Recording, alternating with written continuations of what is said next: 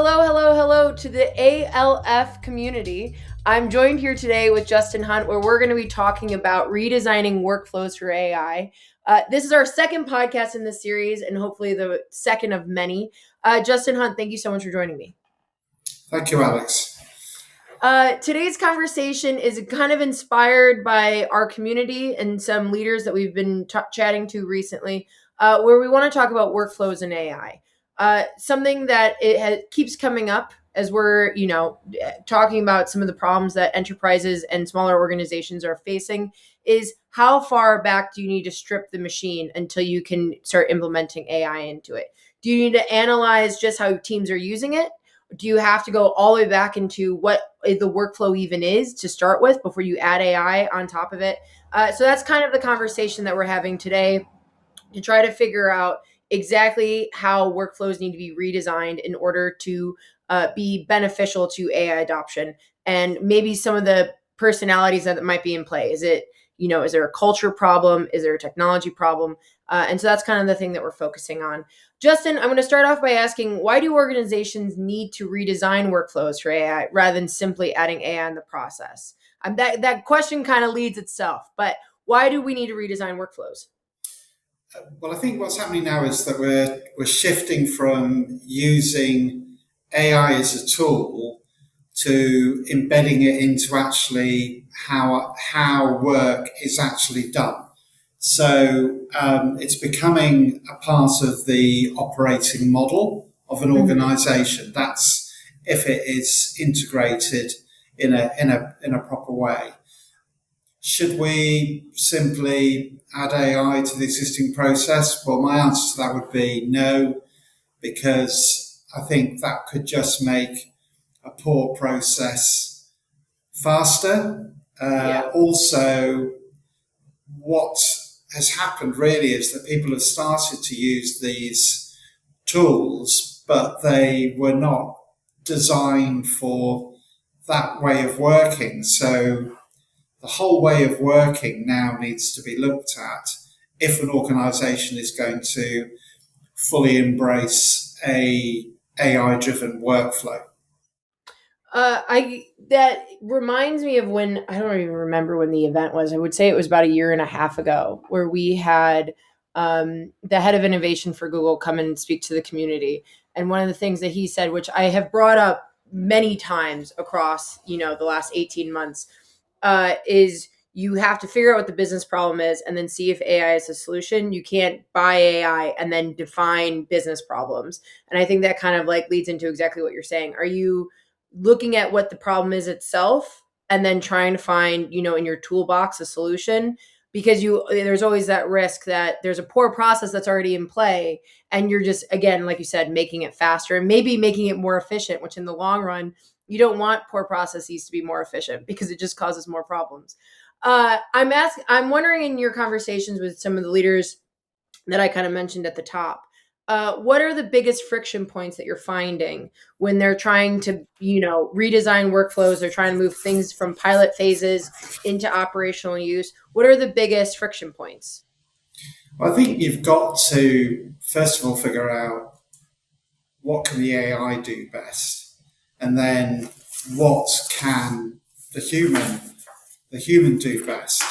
And also you need to go back to the workflow and you need to be thinking about, well, what are we actually trying to achieve here? So what activities within this particular workflow require human judgment? What can be handled by AI? Where should the AI tool in this workflow make its recommendations? How should they be incorporated? How should they be taken on board? Where should the AI model in the workflow process actually be doing the execution? And where does the human in the context of the workflow actually intervene? And where does the accountability lie? So it becomes I think, when you talk about friction, I think when you're looking to introduce AI into workflows, it becomes an organizational challenge because it raises all sorts of questions. So, it raises questions around ownership. It raises questions about governance. It raises questions about measurement, data, change management. All these questions come up as soon as you start talking about AI workflows. So it really is an organizational challenge, and that's why you can you can have the friction because you are putting AI into critical workflows for the business. Now, Yeah. businesses typically don't mind you using Copilot to do your email, but when it moves to a business critical workflow, it's a Hmm. completely different matter altogether because you've got sensitive data, these are critical processes, and all these questions are important and need to be thought through.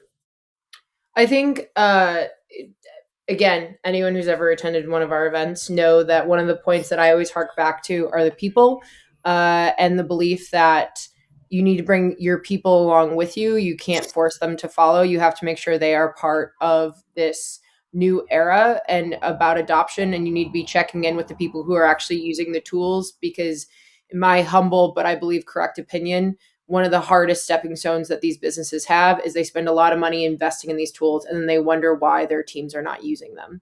And so I realize that you kind of already alluded to it, but I would love for you to kind of expound more on why adoption is very frequently a problem of team buy-in and the people versus the technology itself. Because as we know, the technology is very impressive.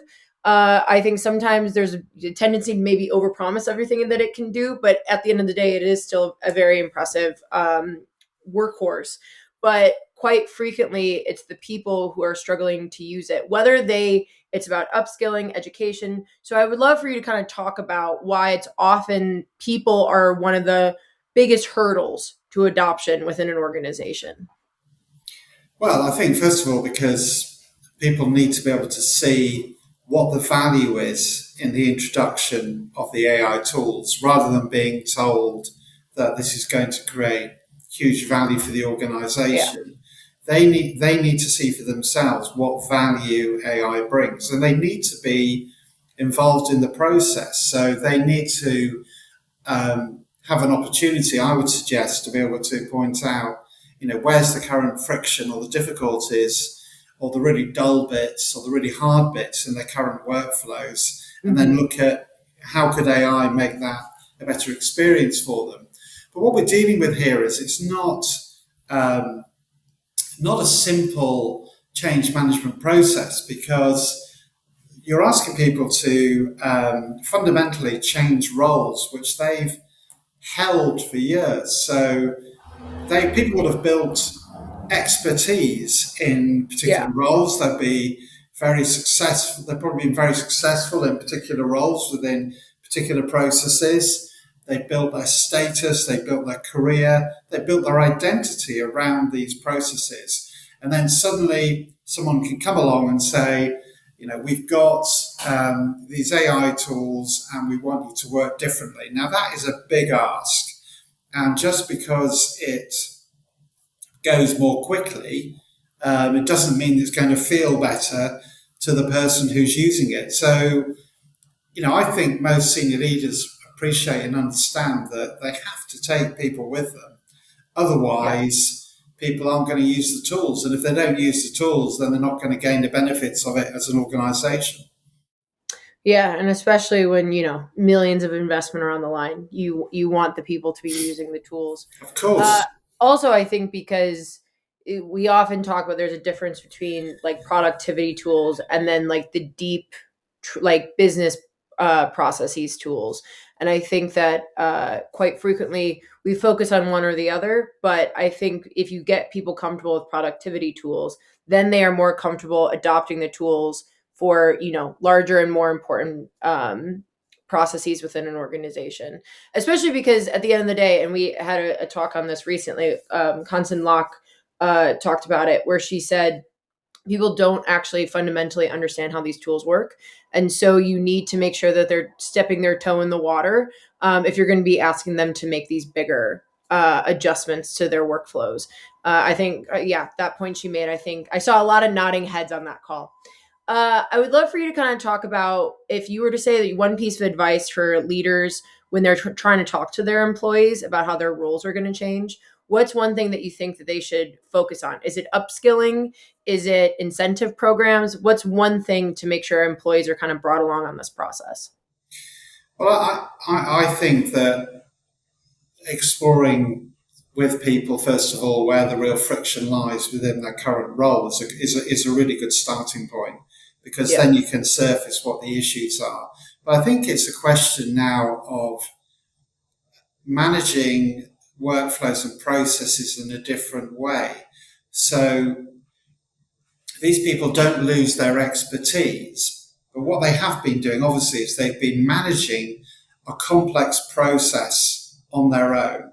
Now, that role has to change in the sense that they've got to think about, well, look, how can we orchestrate a combination of AI, agents, data, plus also our human expertise to achieve the right outcomes? So they are kind of coordinating different elements to what they were previously used to, and they have to understand that there's an opportunity here to delegate certain aspects of the workflow to the AI tools, and then obviously they need to be thinking about, well, at what point and how do we challenge the output as a human being, and what does that look Yeah. like? So if you're going to be bringing AI into workflow, then you have to think about, what does good look like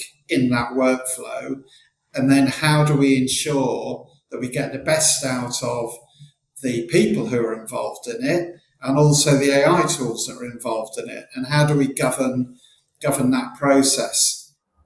It reminds me, we had a speak. I keep referencing speakers, but I guess that's the point of the forum, right? Is that we have all these experts in the room who can talk about different approaches to these problems. And we had Tim Hull a while ago when he was with Sky, and now he's with PwC. But he had this great point that at Sky, what they did is they would have a company-wide business problems where anyone could join this think tank that they had formed at Sky.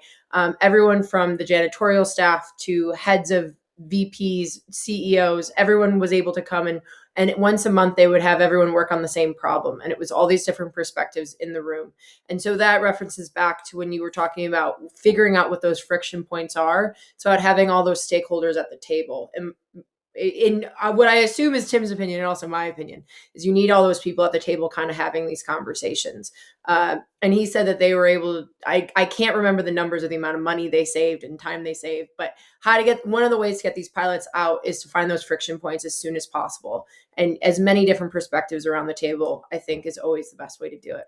I have one more question for you, Justin, which is, what should leaders be doing now to design AI-enabled workflows that people actually want to use? In your conversations with different leaders in like the last couple months, as workflows have consistently been more and more kind of in the forefront of the things that are being discussed, what's one thing that you think that they need to keep in mind when they're redesigning workflows?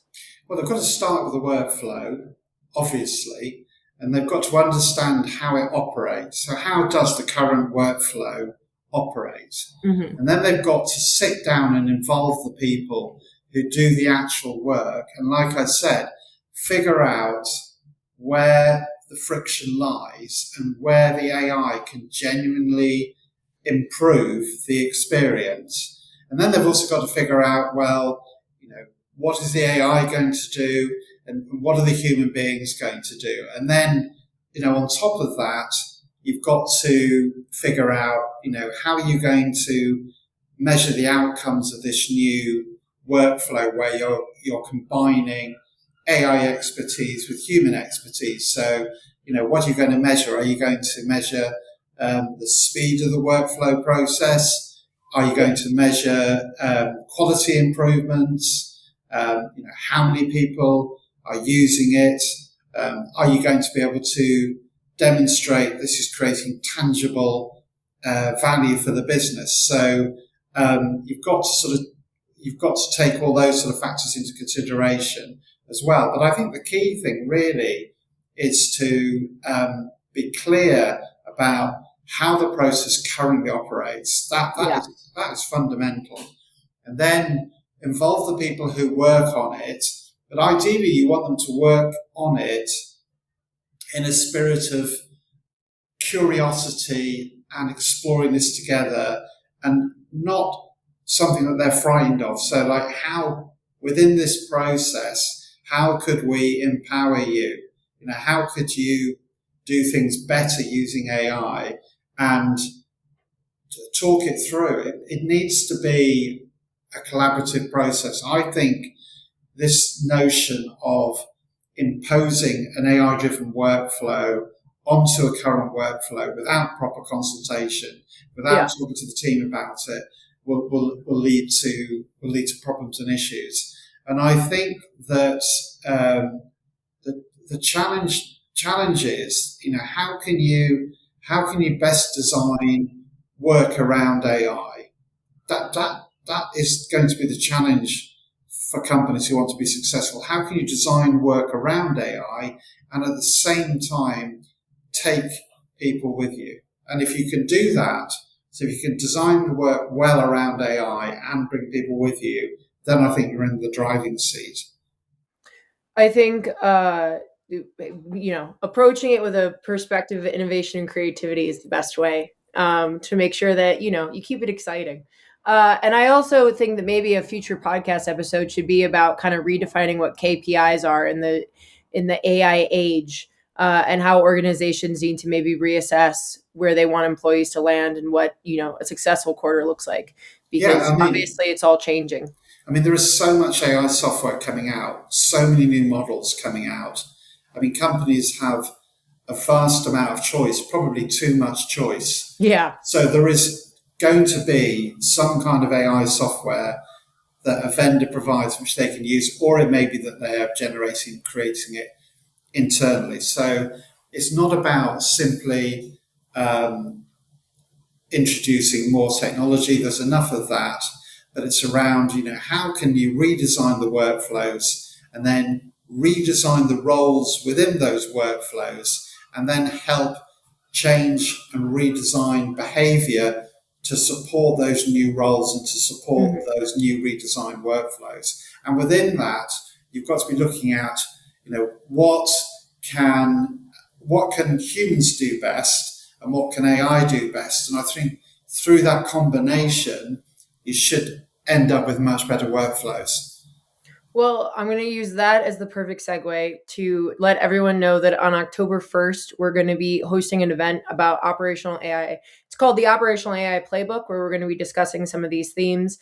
And so I encourage anyone who's listening right now to register for that on October 1st. Justin Hunt, thank you very, very much. This has been the AI Ops podcast. We are so excited to, keep this ball rolling. My name is Alex Naida, the host of this little show, and I'm very excited to see everyone next time. Thank you very much. Thanks, Alex.